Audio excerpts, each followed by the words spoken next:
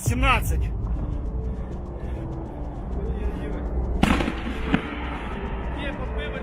Есть! Есть, блядь!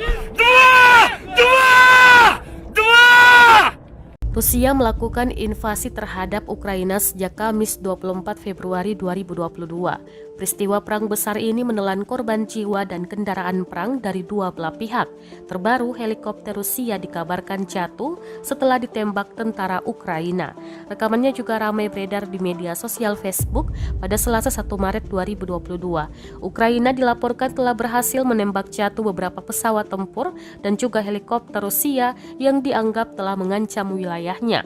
Melansir dari ABC News, belum dijelaskan secara rinci jenis pesawat yang ditembak serta lokasi penembakan pesawat-pesawat itu. Namun, Kiev mengumumkan tak lama setelah Rusia melakukan serangan rudal ke beberapa markas militernya. Kami telah menembak jatuh 5 pesawat Rusia dan 1 helikopter, ujarnya dalam pernyataan resmi militer Ukraina. Rekamannya pun menuai berbagai komentar dari warganet.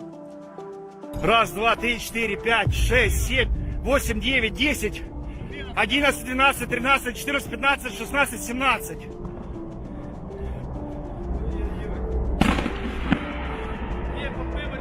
Есть! Есть, блядь! Два!